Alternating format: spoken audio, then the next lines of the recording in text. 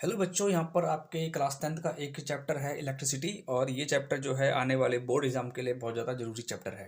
ठीक है, क्योंकि इसमें जो है वैरायटी ऑफ न्यूमेरिकल्स हैं और वैरायटी ऑफ टॉपिक्स हैं जिनके बारे में हम अब बात करेंगे। तो सबसे पहले हम ये समझते हैं कि इलेक्ट्रिसिटी बोलते किसको हैं। इलेक्ट्रिसिटी क्या होता है? द फ्लो ऑफ चार्जेस, मतलब जब चार्ज किसी सर्किट में बहते हैं। चार्ज मतलब क्या होता है? चार्ज मतलब होता है पॉजिटिव चार्ज और नेगेटिव चार्ज। ठीक है, पॉजिटिव चार्ज और आपका ये नेगेटिव चार्ज। ठीक है, तो जब किसी सर्किट में आपका ये चार्ज फ्लो होते हैं तो इनके फ्लो होने को ही, मतलब फ्लो मतलब आप ये समझ लो कि बहना। ठीक है, अगर माना ये आपका सर्किट है तो इस सर्किट में आपका जो प्लस चार्ज या फिर माइनस चार्ज का फ्लो होना ही आपका इलेक्ट्रिसिटी है। ठीक है, अच्छा, अब हम बात करते हैं यहाँ पर टाइप्स ऑफ चार्ज की। तो वैसे हमने पढ़ लिया है टाइप्स ऑफ चार्ज आपके होते हैं पॉजिटिव और एक होता है नेगेटिव। ठीक है, दोनों ही चार्ज का नेचर एक दूसरे के अपोजिट है, क्योंकि ये जो चार्ज पॉजिटिव है इसका नेचर पॉजिटिव होगा और इसका नेचर नेगेटिव होगा। यहाँ पर जो चार्ज का नेचर है हम उसको जो है पोलैरिटी भी बोलते हैं। अच्छा, पोलैरिटी क्या है? Polarity is a nature polarity is a nature of a charge. Polarity जो है किसी चार्ज का नेचर है। ठीक है, अच्छा जी, अब हम बात करते हैं यहाँ पर अपोजिट चार्जेस की। ठीक है, यहाँ पर हम बात करते हैं अपोजिट चार्जेस की। तो अपोजिट चार्ज क्या होते हैं? वो चार्ज जो एक दूसरे को अट्रैक्ट करते हैं। मतलब कैसे? अगर मैं इस प्लस चार्ज के सामने कोई नेगेटिव चार्ज रखूं, ठीक है, तो प्लस चार्ज का नेचर पॉजिटिव है, नेगेटिव चार्ज का नेचर नेगेटिव है। अगर इन दोनों चार्जेस को हम एक दूसरे के सामने रखें तो दोनों चार्ज एक दूसरे को अट्रैक्ट करेंगे। ठीक है, opposite charge always attract each other. और अगर हम यहाँ बात करते हैं लाइक चार्जेस की, लाइक चार्जर से मतलब होगा दोनों चार्ज पॉजिटिव या फिर दोनों चार्ज नेगेटिव। अगर हम दोनों पॉजिटिव चार्ज को एक दूसरे के सामने रखें या अगर हम दोनों नेगेटिव चार्ज को एक दूसरे के सामने रखें तो इस केस में रेपल्सन, दोनों चार्ज एक दूसरे को दूर भगाएंगे। ओके, दोनों चार्ज एक दूसरे को दूर भगाएंगे, इसे बोलते हैं रिपल्सन। और इस केस में होगा आपका अट्रैक्शन, दोनों चार्ज एक दूसरे को अट्रैक्ट करेंगे और यहाँ पर होगा आपका रिपल्सन। ओके, अच्छा, अब इसका रीजन क्या है? इसका रीजन ये है क्योंकि इनका नेचर अलग है, इनका नेचर डिफरेंट है। तो जब इनकी पोलैरिटी डिफरेंट है तो जब डिफरेंट पोलैरिटी के दो चार्ज आमने सामने होंगे तो हमेशा वो अट्रैक्ट करेंगे। और जब सिमिलर पोलैरिटी के दो चार्ज आमने सामने होंगे तो हमेशा वो रैपल करेंगे। चलिए, अब बात करते हैं अमाउंट ऑफ चार्ज की। तो अमाउंट ऑफ चार्ज अगर मैं बात करता हूँ पॉजिटिव चार्ज की, तो पॉजिटिव चार्ज में जो अमाउंट ऑफ चार्ज होता है वो होता है आपका 1.6 इंटू 10⁻⁻19 कुलाम। जो कुलाम क्या है? कुलाम जो है चार्ज की यूनिट है। जैसे किसी भी चीज़ को डिफाइन करने के लिए हम उसके पीछे एक यूनिट लगाते हैं। जैसे मीटर बताता है आपको डिस्टेंस को, लीटर बताता है क्वांटिटी को, लिक्विड क्वांटिटी को या गैस क्वांटिटी को। उसी प्रकार कुलाम बता रहा है चार्ज को। तो ये पॉजिटिव चार्ज में इतनी क्वांटिटी होती है और नेगेटिव चार्ज में भी इतनी ही क्वांटिटी होती है। दोनों में क्वांटिटी का लेवल सेम है। ठीक है, लेकिन नेचर अलग है, ये पॉजिटिव नेचर और ये नेगेटिव नेचर। पॉजिटिव चार्ज को प्रोटॉन कहते हैं, ठीक है, जबकि नेगेटिव चार्ज को बोलते हैं इलेक्ट्रॉन। ठीक, पॉजिटिव चार्ज को कहते हैं प्रोटॉन और नेगेटिव चार्ज को कहते हैं इलेक्ट्रॉन। ठीक है, दोनों में अमाउंट ऑफ चार्ज सेम होता है, पोलैरिटी या नेचर दोनों का डिफरेंट होता है।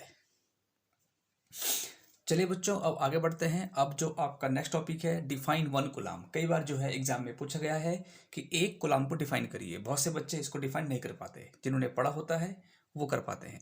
देखते हैं, तो इसकी पहले पढ़ते हैं डेफिनेशन, तब मैं आपको ये करूँगा एक्सप्लेन। ठीक है, तो कह रहा है आपसे कि one coulomb is that quantity of electric charge which exert a force 9 into 10⁻⁹ newton on an equal charge placed at a distance of 1 metre. इसका मतलब क्या हुआ? इसका मतलब ये हुआ कि 1 कुलाम किसी भी इलेक्ट्रिक चार्ज की वो क्वांटिटी है जो किसी दूसरे इक्वल चार्ज पे 9 इंटू 10⁻⁹ न्यूटन का फोर्स अप्लाई करे, जबकि दोनों चार्जेस के बीच डिस्टेंस होना चाहिए 1 मीटर। मैं इसे एक्सप्लेन करता हूं।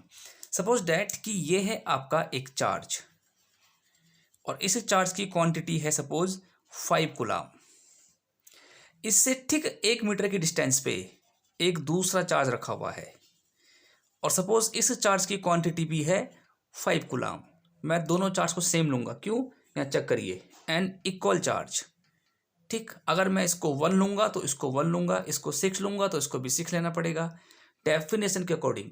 और दूसरी जो इसमें कंडीशन है वो है इनके बीच की डिस्टेंस होनी चाहिए हमेशा 1 मीटर। ठीक है, तो जब दोनों चार्ज सेम होंगे और दोनों चार्ज को 1 मीटर की डिस्टेंस पे रखा जाएगा तो दोनों चार्ज एक दूसरे पर 9 इंटू 10⁻⁹ न्यूटन का फोर्स अप्लाई करेंगे। तो ये है डेफिनेशन 1 कूलाम की। ठीक है, एक दूसरा एग्जांपल लेते हैं इसको समझने के लिए। अगर हम यहाँ बात करते हैं 100 कूलाम की, ठीक, यहाँ मैं बात करता हूँ फिर से 100 कूलाम की और इनके बीच की डिस्टेंस कितनी है 1 मीटर। तो फिर से इन दोनों का रिजल्ट क्या होगा 1 कूलाम होगा। चार्ज सेम है, इनके बीच डिस्टेंस 1 मीटर की है, तो यहाँ पर जो डिफाइन जो होगा इसकी जो डेफिनेशन बन के आएगी वो बन के आएगी 1 कूलाम। इसे बोलते हैं 1 कूलाम। अब थोड़ा सा हम ऐसा करते हैं, सपोज करो ये 50 कूलाम है, ये भी आपका 50 कूलाम है और इनके बीच की डिस्टेंस सपोज करो 2 मीटर है। तो मैं इसको इस केस को हम जो है 1 कूलाम नहीं बोल सकते, क्योंकि 1 कूलाम के लिए डिस्टेंस क्या होनी चाहिए 1 मीटर होनी चाहिए। बट अभी क्या है, अभी डिस्टेंस आपकी 2 मीटर हो रही है। चार्ज का अमाउंट तो सेम है, चार्ज तो आपस में इक्वल है, लेकिन डिस्टेंस 1 मीटर नहीं है, तो मतलब ये आपका 1 कूलाम नहीं होगा।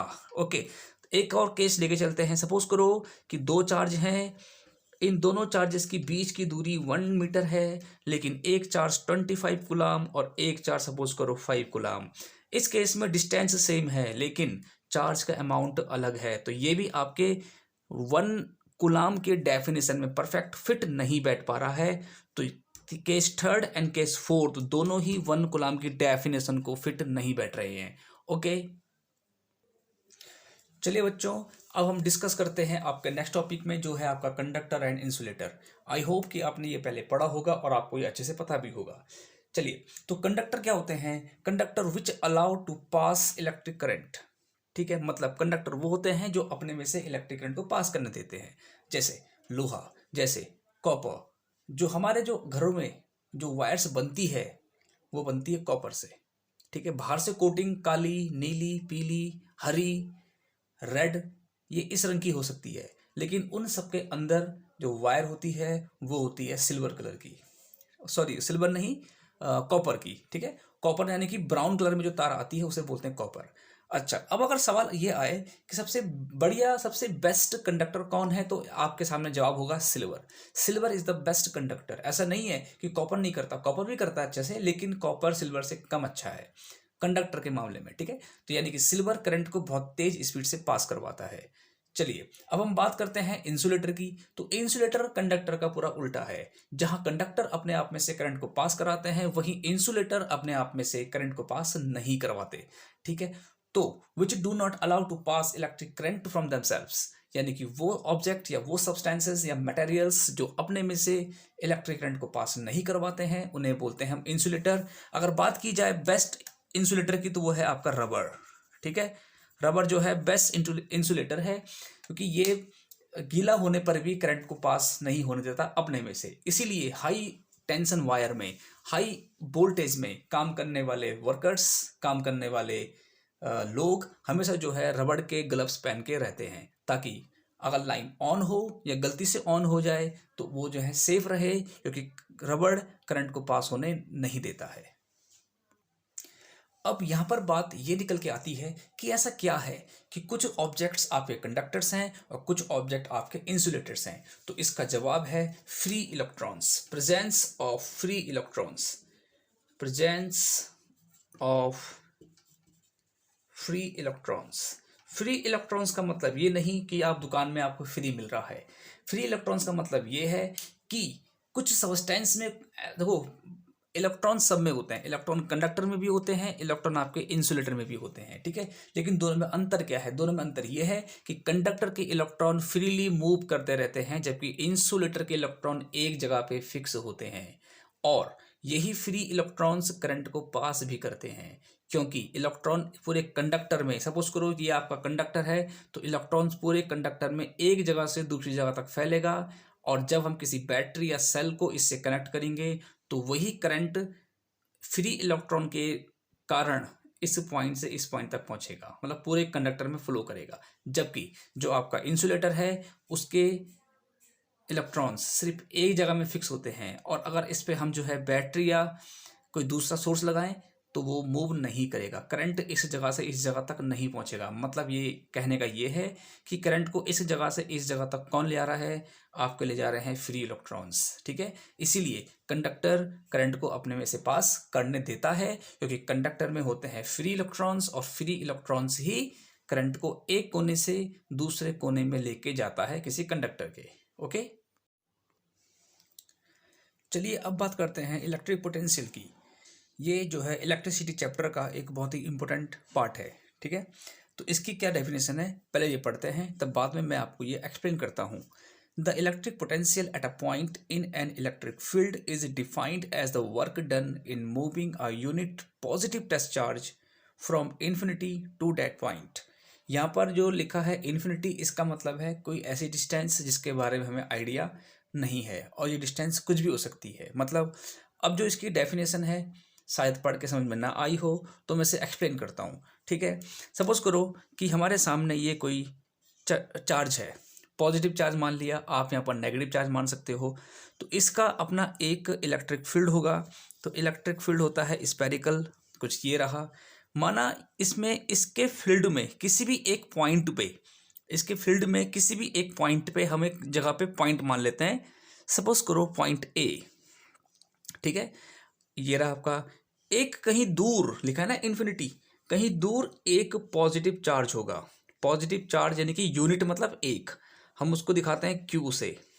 ठीक है, अब क्या होगा, अब जब हम इसकी जो डेफिनेशन है उसके अकॉर्डिंग क्या है, हम इस यूनिट चार्ज को इस जगह से, किस जगह से, फ्रॉम इन्फिनिटी, ये जगह है इन्फिनिटी, मतलब ये कुछ भी हो सकती है। ठीक है, हम इसको यहाँ से उठाकर इस फील्ड में लेके आ रहे हैं। पॉइंट ए पे ला सकते हैं, पॉइंट बी पे ला सकते हैं, पॉइंट सी पे ला सकते हैं आप, लेकिन जो भी पॉइंट मानोगे वो जो है इलेक्ट्रिक फील्ड के अंदर होना चाहिए।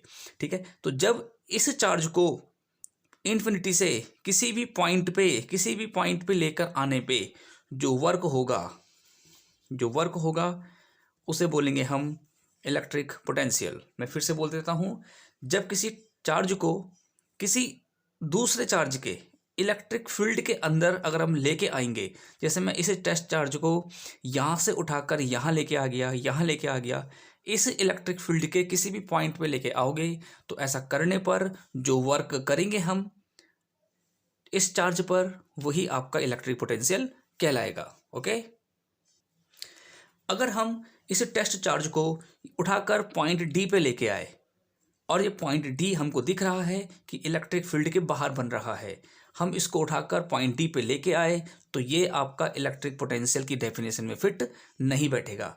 इलेक्ट्रिक पोटेंशियल में इस केस में वर्क तो हुआ है, पॉइंट चार्ज क्यू को पॉइंट डी पे लेके आए हो, वर्क तो हुआ है, लेकिन ये इलेक्ट्रिक पोटेंशियल की जो डेफिनेशन है वहाँ पर फिट नहीं बैठेगा।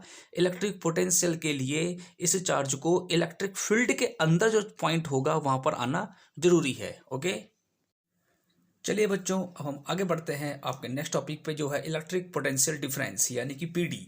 अच्छा, ये इलेक्ट्रिक पोटेंशियल डिफरेंस क्या होता है, देखिए पहले हम पढ़ते हैं इसकी definition. The potential difference between the 2 points in an electric circuit is defined as the amount of work done in moving a unit charge from one point to other point। इससे पहले आपने क्या पढ़ा था, आपने पढ़ा था इलेक्ट्रिक पोटेंशियल।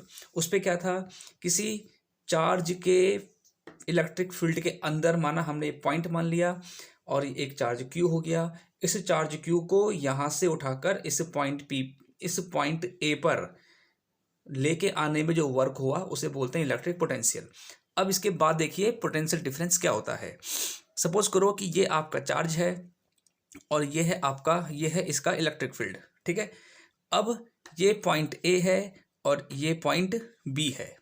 ठीक है, और दोनों ही पॉइंट इस पॉजिटिव, ये चार्ज है आपका, ठीक है, पॉजिटिव चार्ज, ये ऐसा जो है आप नेगेटिव चार्ज के लिए भी कर सकते हो।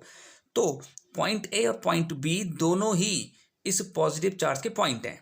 ठीक है, अब मान लेते हैं कि एक चार्ज यहाँ पर जो है, चार्ज की वैल्यू है 5 कूलाम, ठीक है। अगर हम इस 5 कूलाम के चार्ज को यहाँ से उठाकर यहाँ लेके जाएं, या आप ऐसा समझ सकते हो कि ये 5 कूलाम का चार्ज पॉइंट ए से चलकर पॉइंट बी तक पहुँच गया, तो इस घटना को बोलेंगे हम पोटेंशियल डिफरेंस, क्योंकि इनके बीच पोटेंशियल का डिफरेंस है। इसका पॉइंट ए का पोटेंशियल 5, इसमें चार्ज 5 है, तो इसमें इसके हिसाब से इसका पोटेंशियल डिफाइन होगा, ठीक है। और पॉइंट बी पे कोई चार्ज नहीं है, तो इसी वजह से पॉइंट जो आपका चार्ज है 5 कूलाम, वो जो है पॉइंट ए से पॉइंट बी तक मूव करेगा। और यहाँ पर देखिए यही इसने लिखा है। अच्छा, तो पोटेंशियल डिफरेंस का फॉर्मूला क्या बनेगा? अकॉर्डिंग टू डेफिनेशन इसका फॉर्मूला बनेगा, the potential difference is defined as the amount of work done, ठीक है, in moving a unit charge. देखिए, आपको समझाने के लिए मैंने चार्ज 5 कॉलम ले लिया, बट अकॉर्डिंग टू डेफिनेशन इसने बात की है यूनिट की, और यूनिट का मतलब होता है 1। जब 1 कॉलम का चार्ज मूव करेगा, सबसे छोटी क्वांटिटी लेते हैं, तो चार्ज के हिसाब से सबसे छोटी क्वांटिटी होती है 1 कूलाम।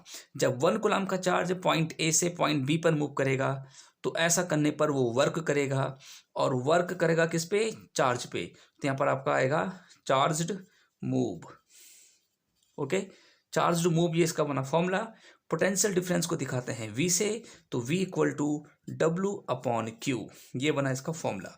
अब अगर बात की जाए इसकी SI यूनिट की, तो इसकी SI यूनिट होती है वोल्ट। इसको दिखाते हैं कैपिटल V से, किसकी? पोटेंशियल डिफरेंस की। अब आपका जो नेक्स्ट टॉपिक है, ये है आपका वोल्ट मीटर।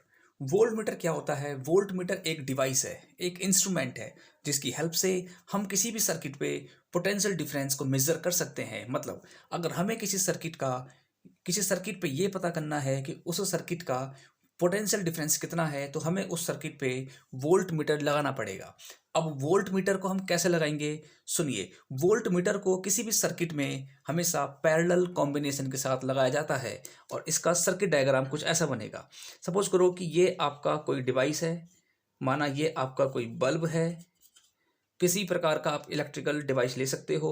अगर मुझे ये इसमें करंट सपोज I चल रहा है, और हमें अगर ये नापना है, ये मेज़र करना है कि इस वायर का, इस बल्ब का, या किसी भी प्रकार का इलेक्ट्रिकल डिवाइस का कितना इलेक्ट्रिक पोटेंशियल है, इसके अंदर कितना पोटेंशियल डिफरेंस है, तो हमें वोल्ट मीटर यूज़ करना पड़ेगा, और वोल्ट मीटर को इस बल्ब में पैरेलल कॉम्बिनेशन में जोड़ना पड़ेगा।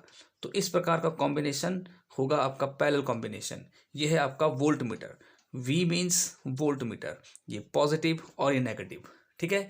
मतलब वोल्ट मीटर, अगर आपको किसी सर्किट में पोटेंशियल डिफरेंस मेजर करना है, तो आपको उसमें वोल्ट मीटर लगाना होगा, और लगाना होगा पैरेलल कॉम्बिनेशन में।